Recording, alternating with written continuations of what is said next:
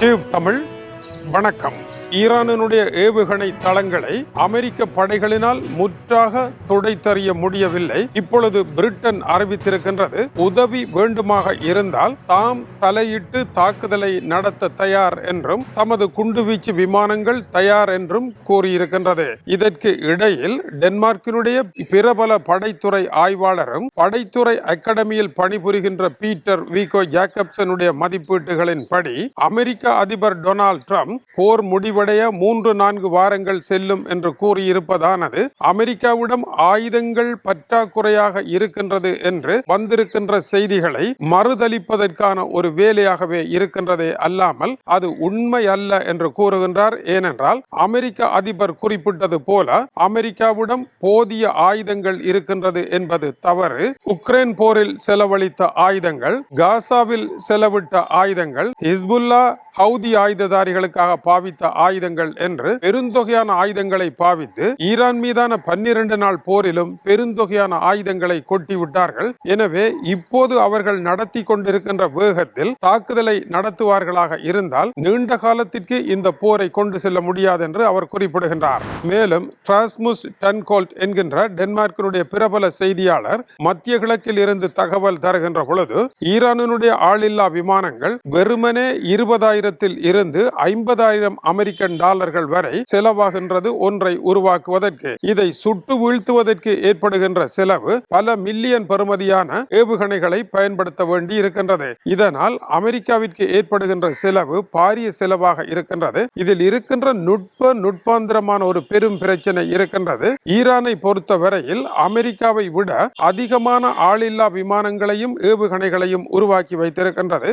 இவற்றை இவர்கள் ஏவ அமெரிக்காவும் இஸ்ரேலும் தங்களிடம் இருக்கும் பதில் ஏவுகணைகளினால் தொடர்ந்தேச்சியாக தாக்குதலை நடத்த வேண்டி வரும். இப்படி அவர்களிடம் இருக்கின்ற ஆயுதத்தை வற்றிவிட செய்வதற்கு ஏற்ற வகையில் ஈரானினுடைய இந்த தாக்குதல்கள் நடைபெறுகின்றன. ஈரானின் பின்னால் ரஷ்யா, சீனா இருப்பதாக கூறப்படுகின்றது. எனவே அவர்களுக்கு தேவையான ஆயுதங்கள் வந்து கொண்டே இருக்கும். இதனால் அமெரிக்காவும் இஸ்ரேலும் போர் புரிய முடியாமல் ஆயுதங்களினுடைய பற்றாக்குறை ஏற்படும் என்கின்ற அபாயம் இருப்பதையும் இந்த இரண்டு செய்திகளும் சுட்டிக்காட்டுகின்றன. அமெரிக்க அதிபர் நீண்ட காலம் இந்த போரை தாங்க முடியும் என்று கூறுவது ஒரு வெறும் சைகை மட்டுமே என்றும் அவர் தெரிவிக்கின்றார். இவ்வளவு வேகத்தில் தாக்குதலை நடத்துவது ஒரு நீண்ட கால போருக்குரிய தாக்குதல் அல்ல. ஓர் உதைபந்தாட்ட போட்டியில் முதலாவது 10 நிமிடத்திற்கு உள்ளேயே உடம்பில் இருக்கின்ற வலு எல்லாம் இழந்து போகக்கூடியவாறு வேகமாக விளையாடுவதன் மூலமாக பின்னர் வருகின்ற 80 நிமிடங்களுக்கு போட்டியை வெற்றி கொள்ள முடியாமல் போகும் என்பது அவருடைய கருத்தாகும். இந்த நிலையில் பாரசீக குடாவில் 52 பிரான்சிய கப்பல்கள் எரிபொருட்களுடன் தங்கி நிற்பதாக தெரிவிக்கப்படுகின்றது. இவற்றை எப்படி மீட்பதென்றும் தெரியவில்லை.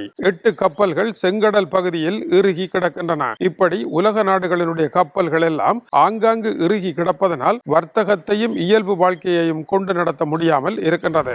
அதேவேளை இந்தியாவில் பெருந்தொகையான ஆயில் தேவைப்படுவதனால் ரஷ்யாவிடமிருந்து ஆயில் வாங்குவதை நிறுத்த தேவையில்லை. மேலும் 1 மாத காலம் மேலதிகமாக வாங்குங்கள் என்று அமெரிக்கா இந்தியாவிற்கு சிறப்பு அனுமதி ஒன்றை வழங்கி இருக்கின்றது.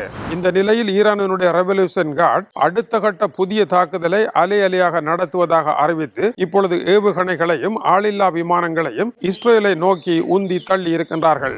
பஹ்ரைன் நாடு அறிவிக்கின்ற பொழுது ஈரானினுடைய தாக்குதல்கள் இப்பொழுது தங்களுடைய நாட்டு ஹோட்டல்களிலும் நடைபெற்றுக் கொண்டிருப்பதாக தெரிவிக்கின்றார்கள். லெபனானில் இஸ்ரேல் நடத்திய தாக்குதலில் இதுவரை 123 பேர் மரணமடைந்திருக்கின்றார்கள். பெரும் மனித அவலம் ஏற்பட்டு இருப்பதாக ஐக்கிய நாடுகள் சபை தெரிவித்திருக்கின்றது. முதலாவதாக இஸ்ரேல் வீடுகளை விட்டு வெளியேறுங்கள் என்று குறுங்கால அவகாசத்தை கொடுக்கின்ற பொழுது அவர்கள் வீதிகளில் தான் படுத்து கிடக்கின்றார்கள். இது சர்வதேச மனித அவலமாகவும் சர்வதேச போர்க்குற்றமாகவும் இருப்பதாக ஐக்கிய நாடுகள் சபையினுடைய UNHCR தெரிவிக்கின்றது. மேலும் இதில் ஒரு கணித பிரச்சனை இருப்பதாக டென்மார்க்கினுடைய தொலைக்காட்சி சேவை 2 கூறுகின்றது.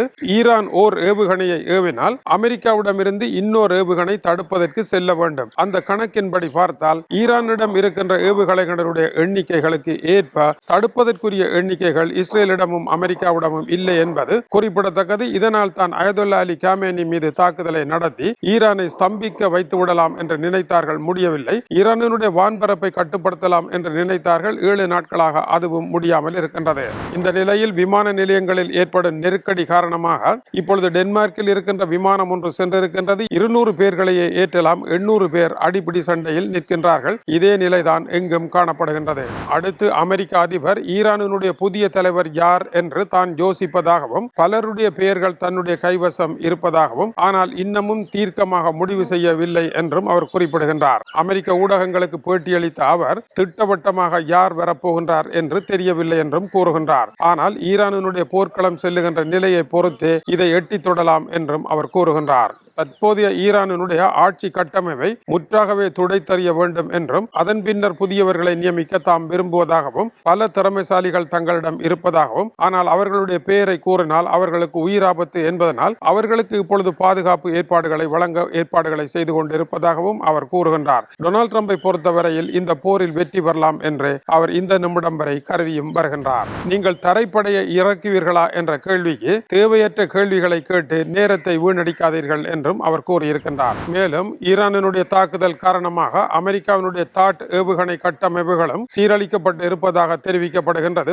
பஹ்ரைன் நாட்டில் 2 கட்டமைப்புகள் தாக்குதலுக்கு உள்ளாகி இருக்கின்றன. இது உலகத்தில் மிக பெரும் விலை கூடிய கட்டமைப்புகள் ஆகும். மேலும் இலங்கைக்கு அருகாமையில் மூழ்கடிக்கப்பட்ட IRIS டேனா என்கின்ற போர்க்கப்பலை 2200 கிலோமீட்டர் தொலைவில் இந்தியாவில் பயிற்சி எடுத்துவிட்டு வந்த கப்பலின் மீது அமெரிக்கா தாக்குதல் நடத்தி இருக்கின்றது. இதற்கு பதிலடி கிடைக்கும் என்று கூறி அமெரிக்காவினுடைய ஆயில் டேங்கர் ஒன்றின் மீது ஈரான் தாக்கியதில் இப்பொழுது அது பற்றி எரிந்து கொண்டிருக்கின்றது. மேலும் தாக்குதல்கள் வரும் என்று ஈரான் கூறியிருக்கின்றது. இது சர்வதேச குற்றம் என்றும் கூறுகின்றது. இதேவேளை இன்னொரு ஈரானினுடைய போர்க்கப்பலும் இந்த இடத்தில் சிக்கப்பட்டு இருப்பதாகவும் ஸ்ரீலங்காவினுடைய கடல் பகுதியில் நிற்பதற்கு அனுமதி கோரி இருப்பதாகவும் ஐரோப்பிய செய்திகள் எழுதியிருக்கின்றன.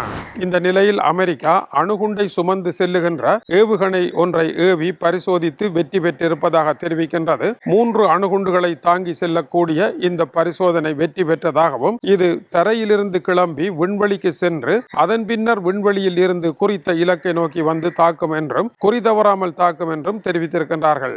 மினிட் மேன் 4 என்பது இதன் பெயராகும். இதனுடைய தொடர் வரிசையில் இது அதிநவீனமானது என்று அமெரிக்கா குறிப்பிடுகின்றது. இப்பொழுது எதற்காக அணுகுண்டு ஏவுகணை பரிசோதனை வேண்டும் என்ற கேள்விக்கு பதில் இல்லை. உலகின் எந்த பகுதியையும் சுமார் அரை மணி நேரங்களில் இது தாக்கி அளிக்கும் என்றும் அமெரிக்கா கூறுகின்றது. ஆகவே அணுகுண்டு போர் ஒன்று வெடிப்பதற்கான கள நிலவரம் காணப்படுகின்றது.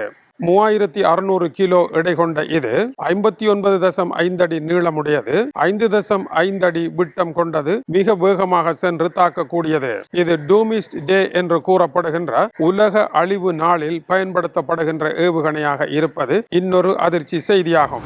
இஸ்ரேலினுடைய தலைநகர் டெல் அவிவில் பெரும் வெடியோசைகள் இப்பொழுது கேட்டுக்கொண்டிருக்கின்றன.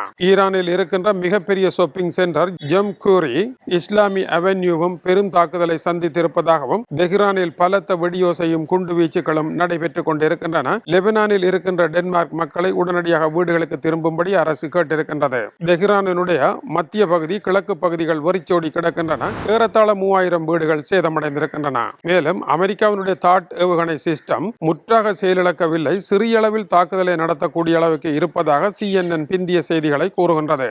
இது டியூப் தமிழனுடைய உலக செய்திகளுக்காக இலங்கை வடபுலம் யாழ்ப்பாணத்தில் இருந்து கீசே துறை. வணக்கம் உறவுகளே.